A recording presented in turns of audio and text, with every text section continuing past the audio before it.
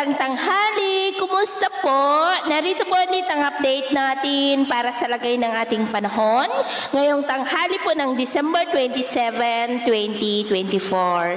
Sa ngayon po ay walang anumang sama ng panahon sa palibot po ng ating bansa pero nababalutan po ng kaulapan with isolated rains ang malaking bahagi ng ating bansa dulot ng amihan dito sa malaking bahagi ng Luzon, easterly sa Visayas at ang lumalakas na intertropical convergence zone sa may Mindanao at ilang bahagi ng southern part ng Visayas. At sa atin pong long range forecast ay wala naman pong bagyo na namamataan na tatawid po sa ating kalupaan hanggang sa matapos ang taon na ito pero hindi pa rin inaalis ang posibilidad na may mga mabuong sama ng panahon sa susunod na mga araw at ang development pa rin ng mga yan ang ating babantayan kung matutuloy po o hindi.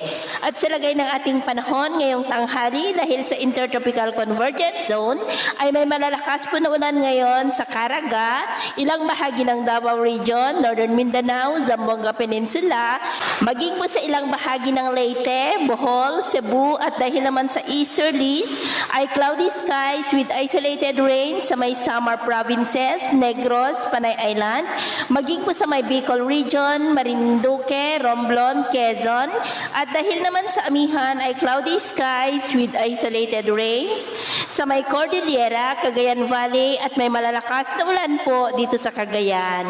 At sa susunod na mga oras ay aangat ang intertropical convergence zone na magdudulot po ng mas malalakas na ulan sa Caraga, Eastern Visayas, Central Visayas, ilang bahagi ng Western Visayas at Palawan.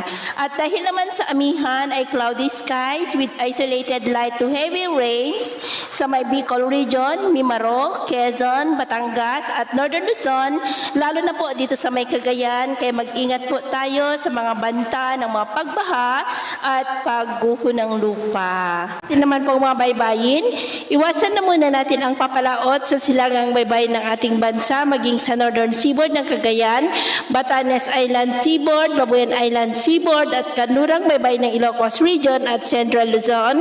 Ilang mga alon po dyan ay posible na aabot hanggang sa 2 to 5 meters height. Kaya hanggat maaari, ay iwasan na po muna natin ang papalaot dyan sa mga may kulay pula para mas makaiwas sa mga sakunang pangkaragatan. So ito po ang latest update natin sa araw na ito. At ako po muli si James na nagsasabing sa kahit ng pagsubok po na darating sa ating buhay, huwag po tayong mawawalan ng pag-asa. Thank you and God bless.